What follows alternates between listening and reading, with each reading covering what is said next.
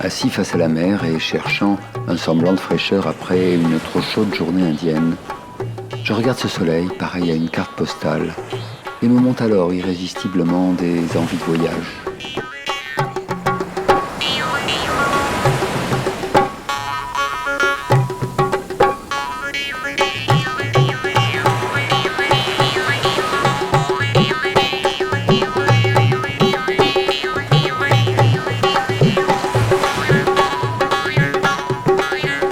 C'est décidé.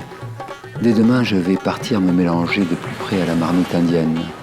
Aller titiller les hasards, ou plutôt le non-hasard, puisque pour les Indiens, aucune part n'est laissée au hasard. Et pourtant, ici, le moindre déplacement entraîne des conséquences imprévisibles. On fait quelques kilomètres, et c'est un vrai voyage, avec tout ce que cela comporte de surprises, d'étrangetés, et souvent même d'enseignements.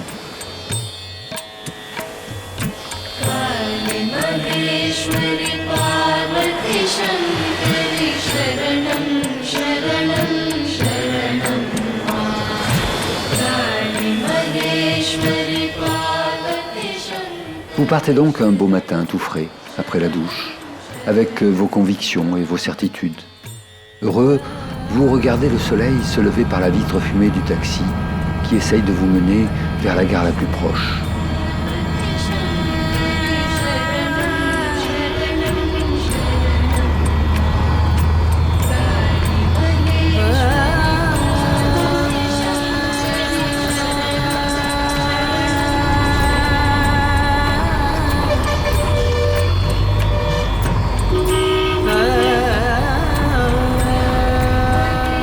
Puis la lenteur des transports, la nourriture, la pollution, l'inertie, la misère.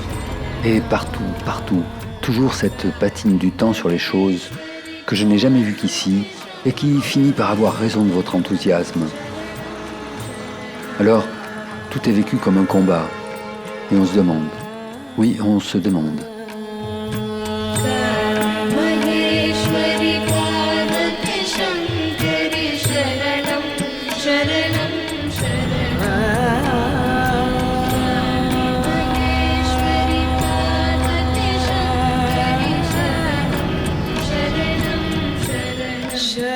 Soudain, une rencontre, un paysage, une anecdote, que sais-je.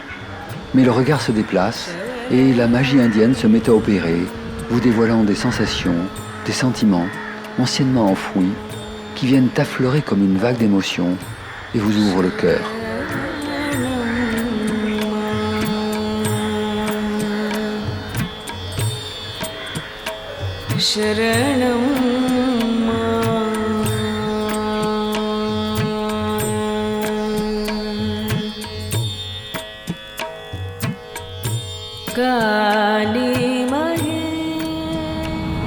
Mais pour l'instant, je pars m'immerger dans l'atmosphère inimitable des gares et des trains indiens. Direction Rameshwaram. C'est une petite ville sacrée située à l'extrémité du sud de l'Inde, sur une île face au Sri Lanka. Une sorte de bout du monde.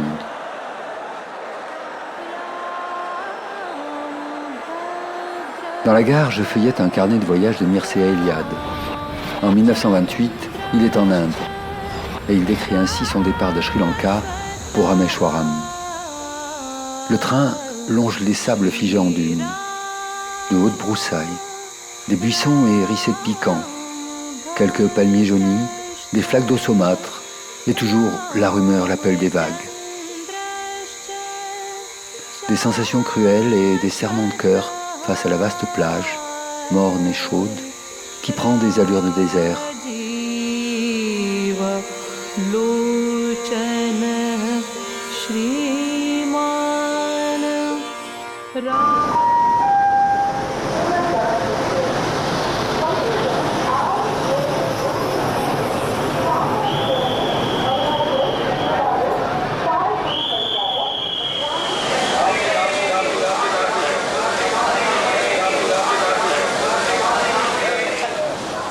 Une fois installé dans un train indien, on ne peut pas vraiment dire qu'on est sur des rails.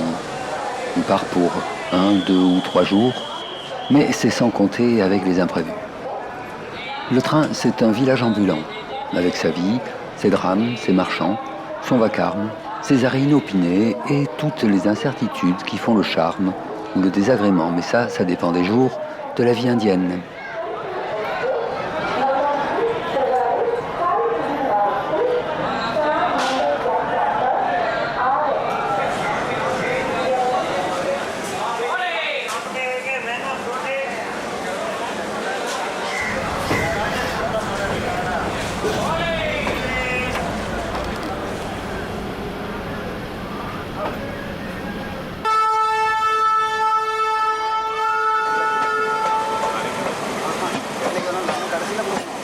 Calé sur ma banquette près des ventilateurs, je feuillette des extraits du Ramayana.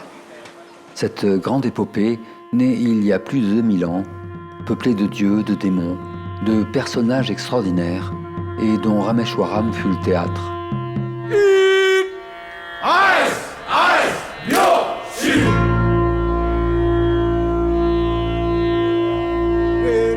Premier grand roman épique, il raconte les amours de Rama, le père du monde, avatar de Vishnu, et de la belle Sita, sa compagne, tragiquement enlevée par le roi de Sri Lanka, Ravana, un ange déchu par la main divine, un démon à 10 têtes.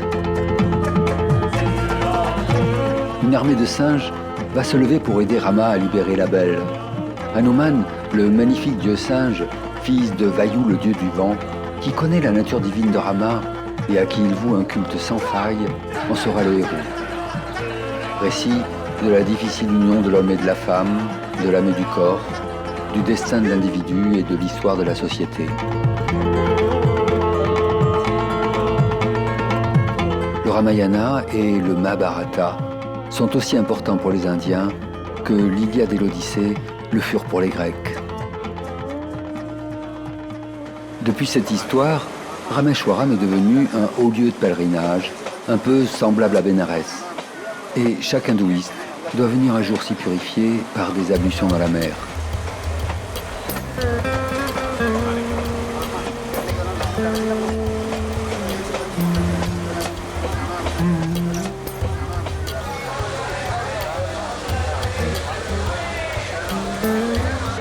Le temps passe, mais à un rythme local, c'est-à-dire très tranquillement. Les gares s'égrènent, les paysages changent, les rails crissent ou hurlent, ça dépend. Mais c'est autant de preuves rassurantes que le train avance. Pour l'instant, abandonné, je me trouve sur le quai d'une gare perdue et j'attends. Il est tôt le matin, un rapace me dessine un paysage chinois. Un groupe de femmes discute.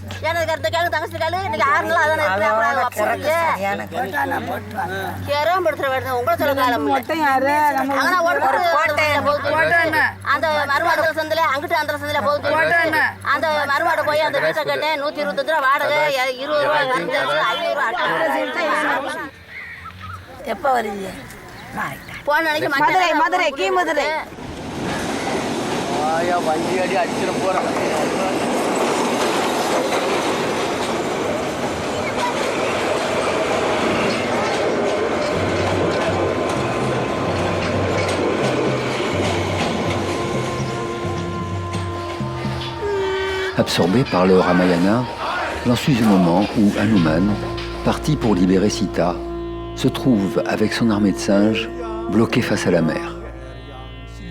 Devant eux, c'est comme une muraille immense, émouvante, l'océan. Un espace énorme, hostile à perte de vue. L'armée de singes contemple cette immensité, cette impossibilité. L'un après l'autre, ils se laissent tomber sur le sable. Hanuman, jusque-là à l'écart et silencieux, soudain tressaille. Il se lève lentement et déplie ses membres. D'un seul mouvement, les singes se dressent. Alors le dieu singe s'étire indéfiniment. C'est comme si tout son corps se gonflait de force, s'allongeant, s'élargissant. Les singes, à présent regroupés autour de lui, trépignent. Oui, c'est bien le fils du vent que les singes acclament, le fils de Vayu.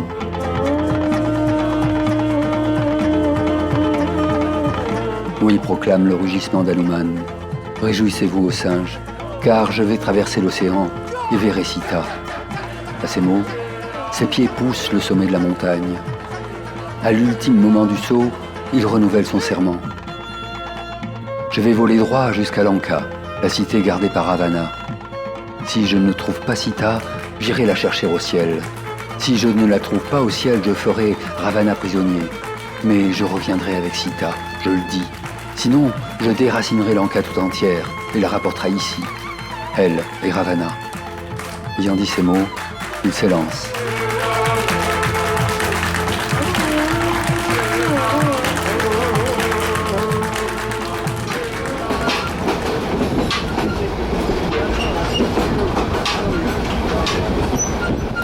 Secoué, vrillé, la tête pleine d'un vacarme, donnant au mot chemin de fer toute sa signification, je ne peux m'empêcher de rêver un instant un autre train silencieux, rapide, aseptisé et très cher.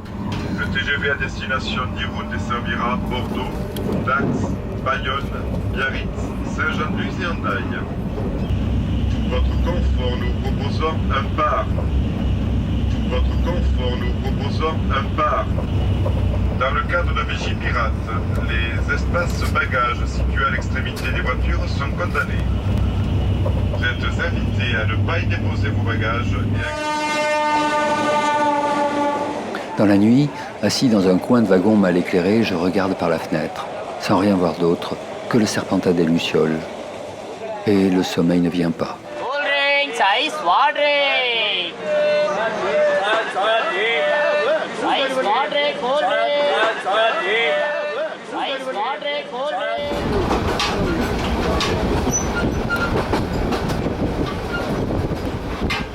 Et puis, une gare, une image, ou simplement un sourire, me ramène vers d'autres sensations qui se manifestent ici sous une multitude de facettes, vous offrant la joie de vivre, de se mouvoir et de respirer librement, sans souci, sans règles, sans restrictions.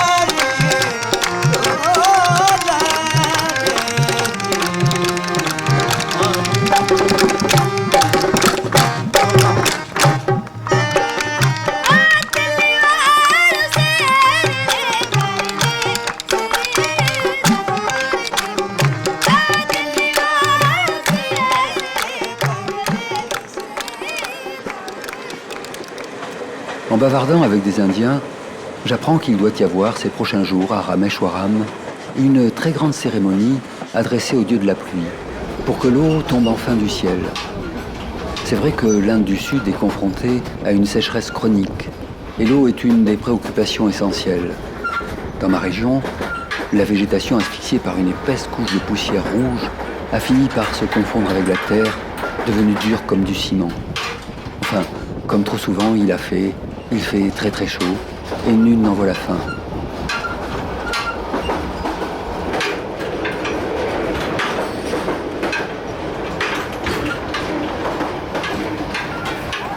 Dans ces cas-là, les Indiens ont l'habitude de s'adresser aux dieux pour tenter de mettre fin à cet état de choses. C'est vrai que les brahmanes malins choisissent plutôt le moment où doit normalement revenir la pluie pour faire leur puja. Mais comme aujourd'hui, on ne peut plus se fier à rien en matière de climat, on met les bouchées doubles. Plusieurs villages sont mobilisés pour faire des oblations à tel ou tel dieu, mais pourvu qu'il amène la pluie.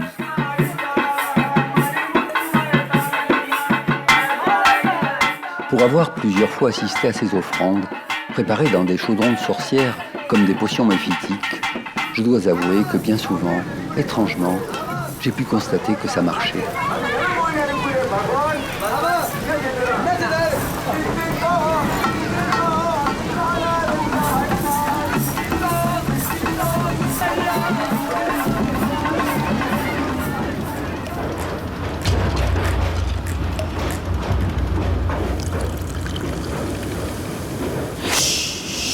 matin, épuisé, je souris comme tiré d'un songe. Le jour se lève et me trouve dans une situation pour le moins surprenante. Mon wagon, enfin la boîte en ferraille qui m'a secoué toute la nuit, se trouve suspendu entre ciel et mer sur une sorte de pont rouillé, gémissant, me propulsant tout d'un coup dans un univers de bande dessinée futuriste, style catastrophe post-nucléaire en Russie soviétique. Je glisse sur des rails grinçants qui devraient normalement, si tout se passe bien, se terminer d'ici peu par la gare de Rameshwaram.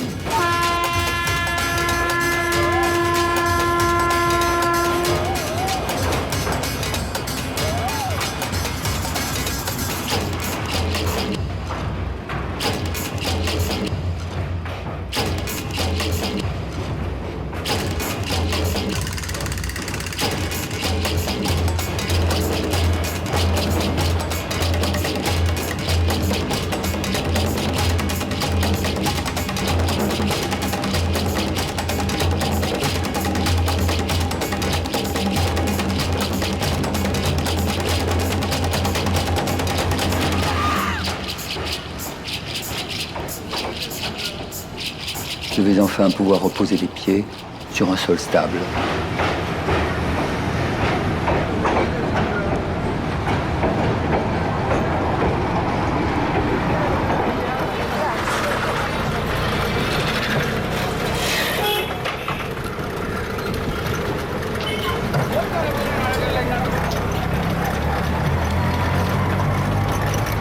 Je retrouve la terre ferme, enfin, façon de parler.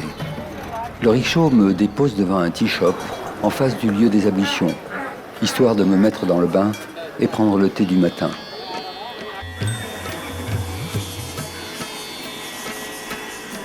On a beau être habitué, mais c'est chaque fois pareil.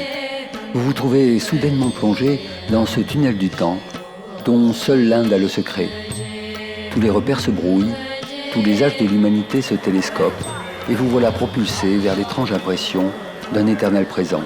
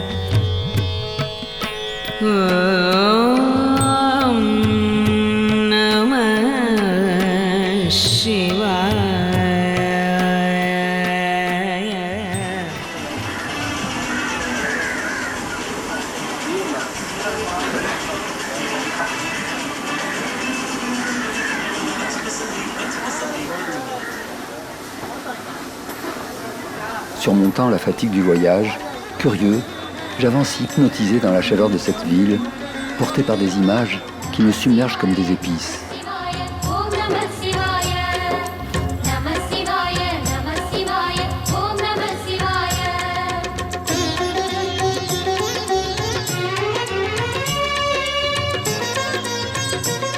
Pas question d'essayer de comprendre ou de raisonner.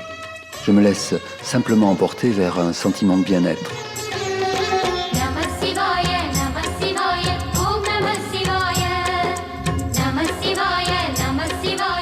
Partout des temples, avec des dieux fleuris, enduits de beurre ou d'huile, noircis de fumée, souvent recouverts d'un bout d'étoffe colorée, comme le doudou rassurant et magique d'un enfant. Partout des chants dévotionnels, des rituels. Je m'égare dans les dieux, tente de les reconnaître. Shiva, Parvati, Ganesh, Vishnu, Krishna, Rama et Hanuman. Ayappa aussi, très populaire en Inde du Sud et à qui quelques pèlerins rendent hommage.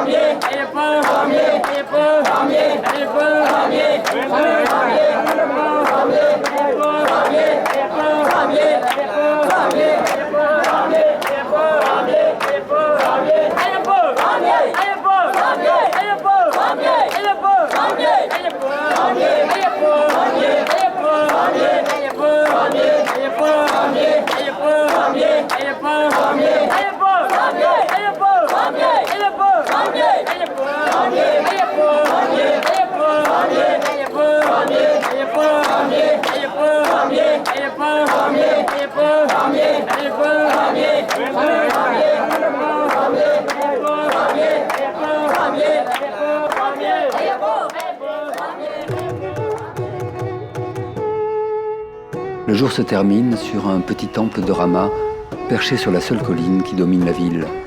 Moment simple et tranquille.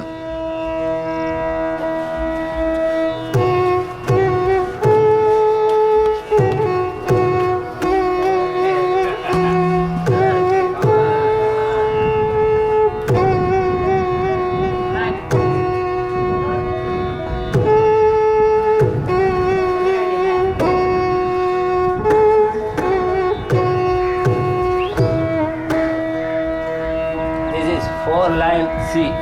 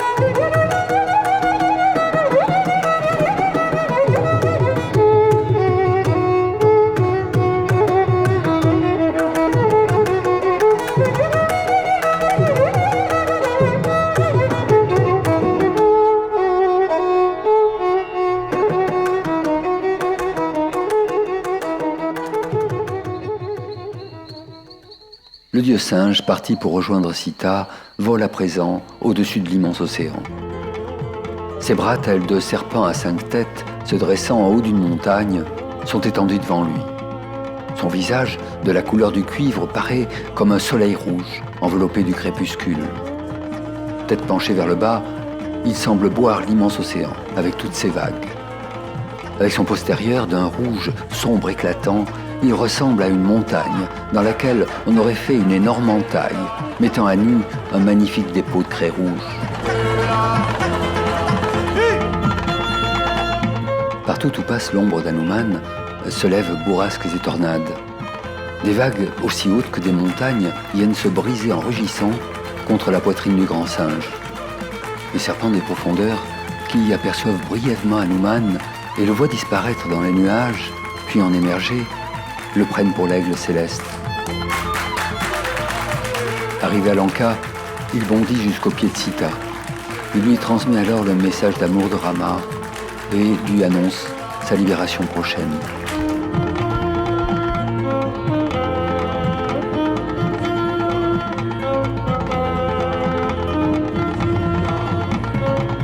La nuit tombe, le grand Gopuram du temple commence à se fondre dans le ciel.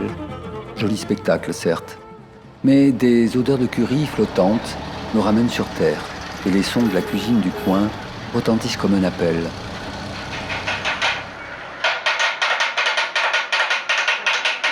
Au menu, parota, dosaï ou chapati, avec du riz, une bonne dose de piment et des sourires.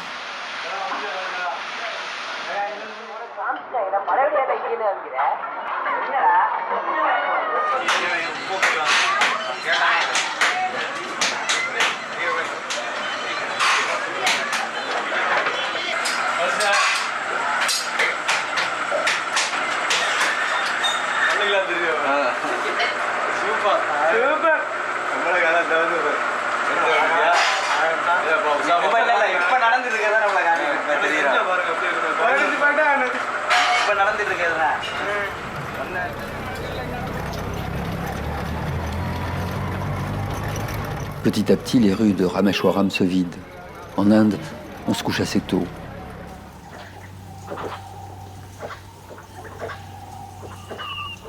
Quant à moi, épuisé, je vais me réfugier sous le ventilateur d'une chambre d'hôtel pour tenter d'y trouver un peu de fraîcheur et de calme.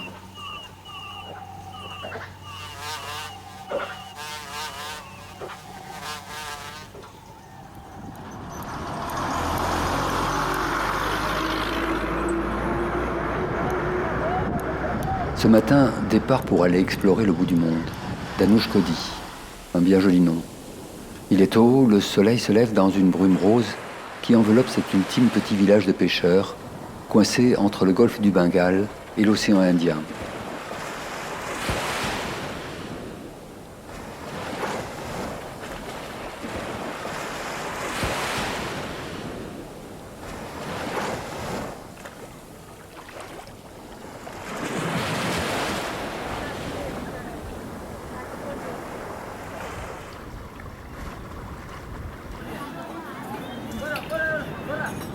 Les derniers kilomètres se font dans un très vieux 4x4 surchargé qui nous mène à travers dunes jusqu'à la fin de la terre.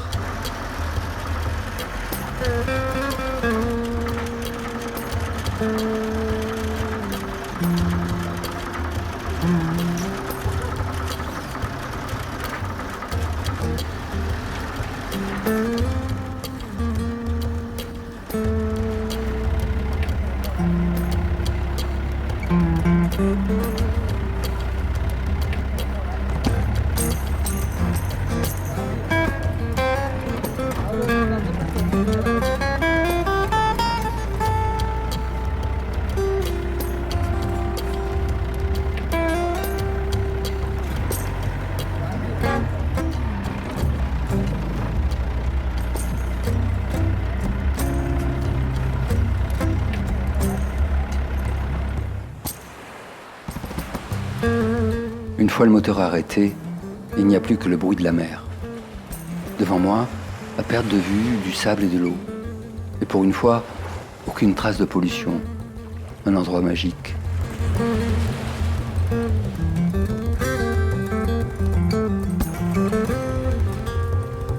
Seules, par-ci par-là, quelques discrètes figures humaines se fondent dans le paysage.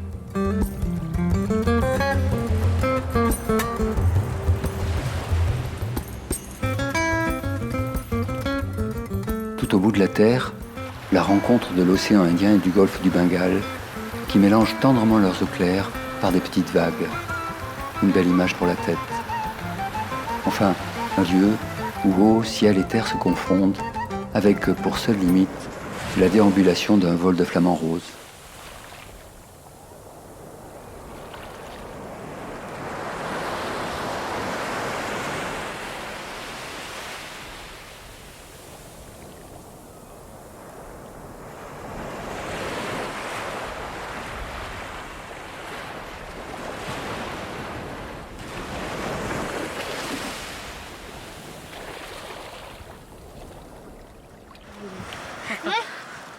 Pas très loin de la mer, une petite paillote en guise de temple abrite une représentation d'Hanuman. Plus loin, je tombe sur un lingam de sable, l'emblème phallique de Shiva. Magnifique hommage éphémère de quelques sadhus pèlerins au dieu Rama, à sa compagne Sita et à Hanuman.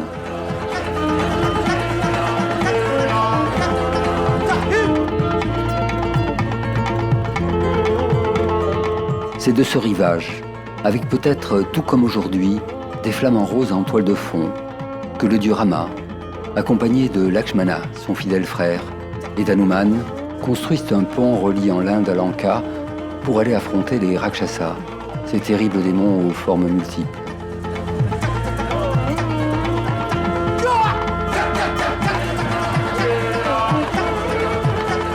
Brusquement, un ogre géant nommé Kumbhakarna se dresse sur le chemin de Rama. Il semble invincible et dévore ses compagnons un par un. Il va falloir à Rama toute sa force divine pour le vaincre. L'issue de la lutte bascule brusquement en faveur de Ravana. Indrajit, son fils, le plus puissant guerrier de Lanka, d'une flèche ensorcelée et empoisonnée, décochée sur le frère de Rama, le tue instantanément. Alors, chez les singes, c'est le découragement, le désespoir. Il semble que ce soit la fin, que les forces du mal ont triomphé.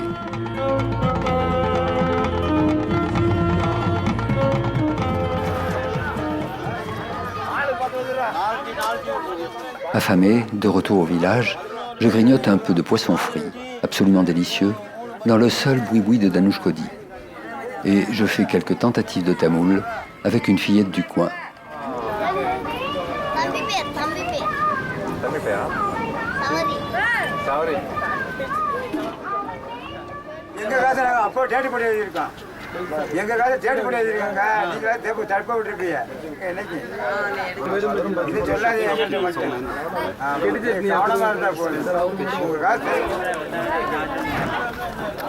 Sur la route du retour, caché derrière une dune, je découvre un banyan millénaire. En Inde, c'est un arbre sacré. Des bouches végétales, c'est presque du minéral. Partout, ce sont des enchevêtrements de racines. Sous la terre, dans les airs, elles s'étendent, se multiplient, forment de nouveaux troncs. Un banyan peut créer à lui seul une forêt entière. Ces enlacements me procurent une curieuse impression. C'est un peu comme se retrouver devant un extraterrestre, c'est-à-dire face à un organisme vivant, inconnu, et qui évolue dans un temps totalement différent du nôtre.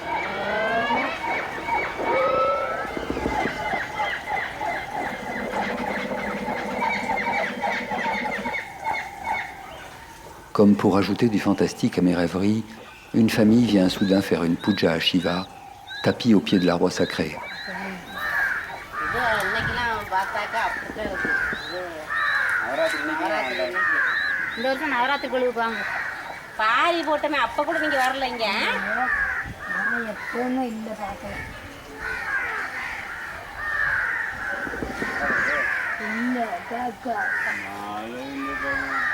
நல்ல மழை பண்ணது மழையா மழை இந்த பக்கம்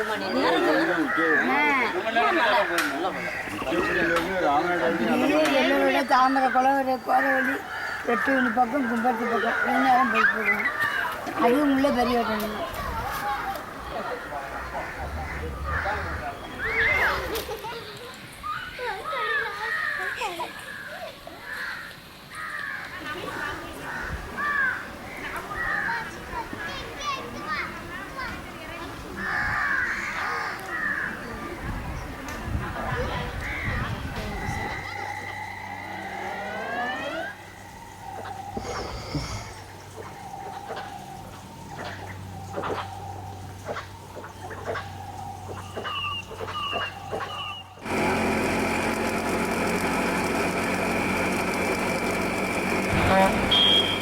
Je me dépêche à présent de rejoindre l'immense temple de Rameshwaram, où doit se dérouler cette cérémonie exceptionnelle destinée à faire venir la pluie.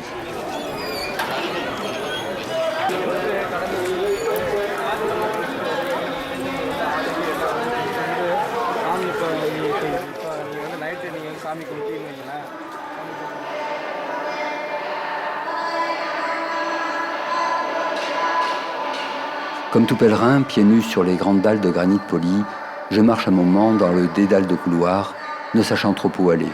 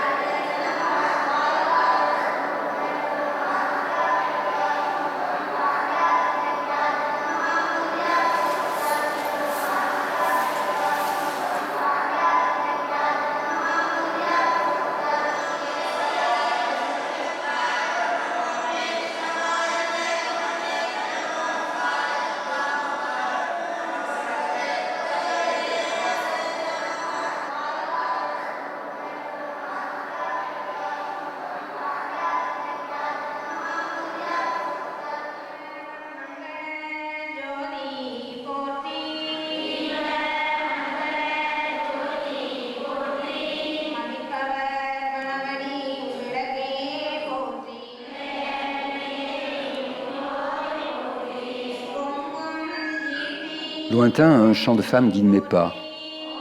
Je me rapproche de cette musique, donnant l'impression d'émaner de 1000 bouches. J'arrive enfin sur une portion de couloir où je découvre un spectacle magnifique. Une centaine de femmes, assises face à face devant des lampes à huile, psalmodient inlassablement des incantations.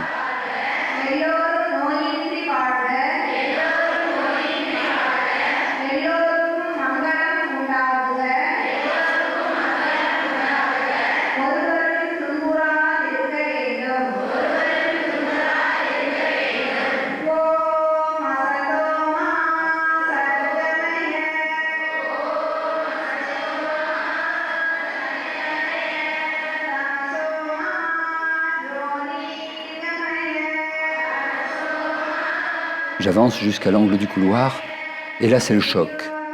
Apparaît comme un mirage, dans une perspective saisissante, plus d'1 millier de femmes, entourées de flamèches dansantes, s'étalant à perte de vue, et créant un véritable tapis humain de sons et de couleurs.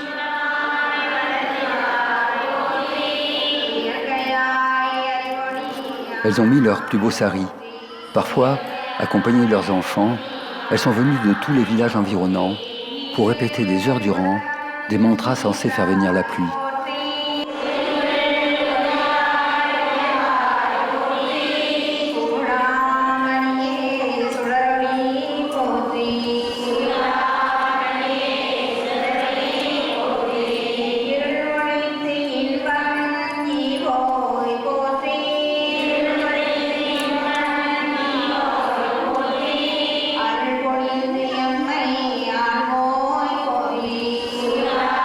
Je reste là, médusé. C'est non seulement magnifique, mais aussi extrêmement touchant. Cette ferveur puissante mais détendue, la grâce de ces femmes, la tranquillité de leurs enfants.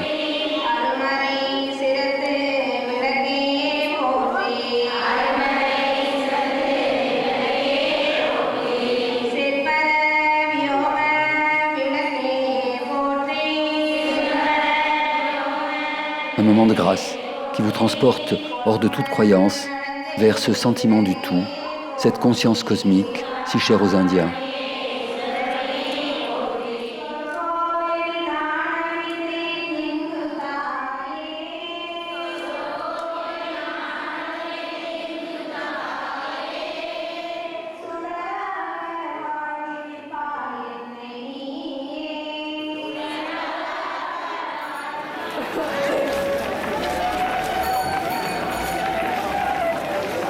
Le temps s'est aboli et en sortant du temple, il fait nuit.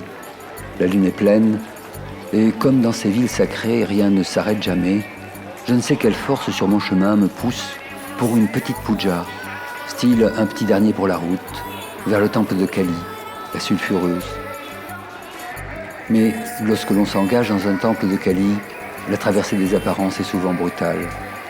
Je suis immédiatement transporté dans la folie de cette déesse de la destruction, avatar du puissant Shiva, que quelques initiés, débordant d'énergie vitale, sont eux aussi en train d'amadouer pour qu'enfin il pleuve.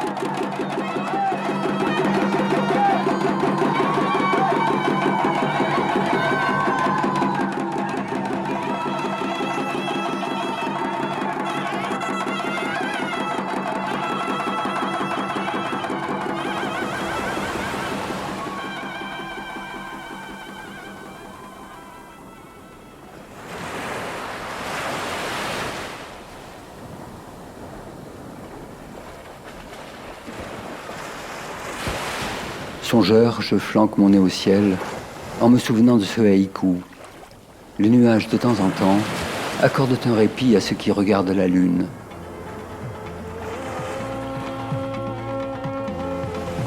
L'armée de Rama semble décimée. Son frère est étendu mort. Un profond désespoir règne sur le camp.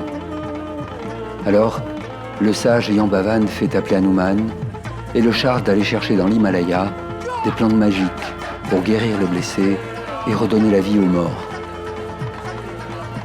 Le grand singe bondit aussitôt jusqu'à la montagne. Mais sur place, les plantes se dérobent à sa vue. Alors, pris de fureur, il arrache une énorme partie du mont Kailash pour en ramener toutes les herbes.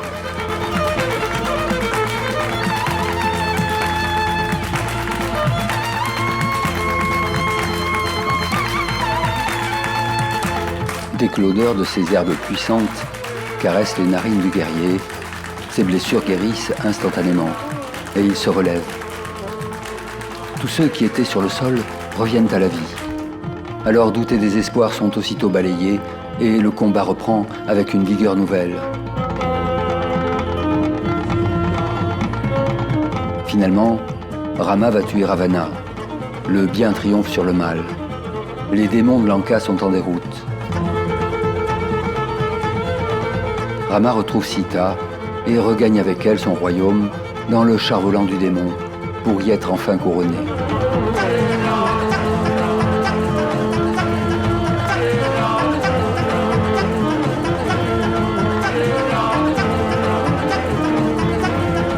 Alors, Hanuman s'approche humblement de Rama et lui fit cette simple demande. Faites que mon amour pour vous soit constant. Faites que ma dévotion ne s'adresse qu'à vous seul et permettez que j'écoute sans cesse l'histoire de votre vie. Le roi Rama le serra contre son cœur et lui promit: aussi longtemps que mon histoire sera contée au prince des singes, la vie ne quittera point ton corps et la gloire t'accompagnera.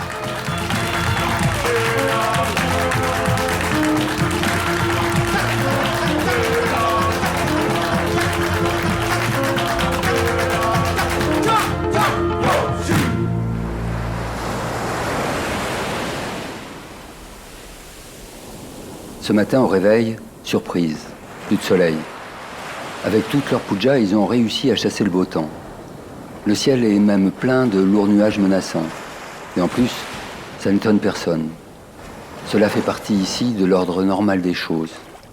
Et même pour moi, le Velakara occidental, nourri de rationalisme, je regarde le ciel et je me dis, après tout, pourquoi pas.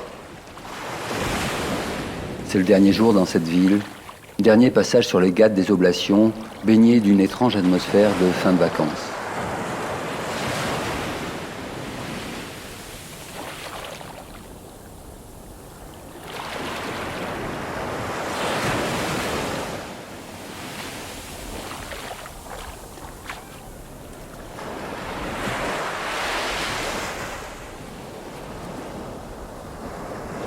Je m'attarde un dernier moment auprès de pêcheurs qui semblent venir de notre âge.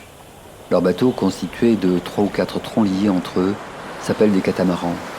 C'est un mot tamoul. Je les regarde partir en mer pour poser leurs filets, sous un ciel qui ressemble à une catastrophe.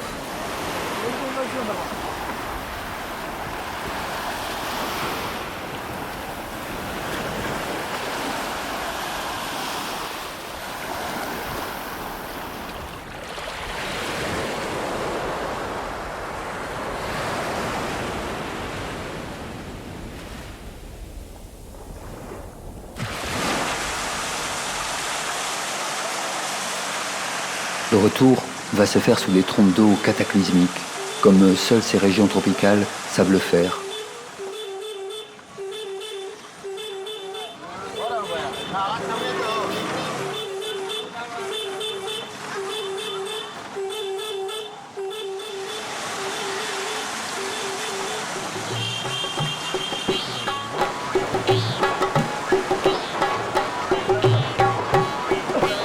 Le train s'engage à nouveau sur ce pont inquiétant et rouillé qui relie le continent indien et l'île de Rameshwaram. Il y a de l'eau partout.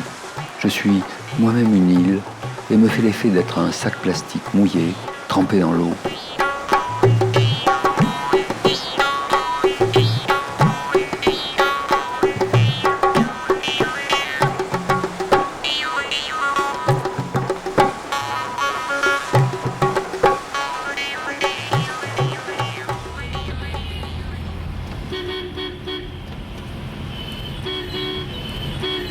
Cette pluie redonne un peu de vigueur à une nature assoiffée et nous permet de retrouver un semblant de fraîcheur. Elle va m'accompagner jusqu'à la fin du voyage, Pontichéry et enfin Auroville, où je retrouve avec plaisir la maison et le calme de la forêt.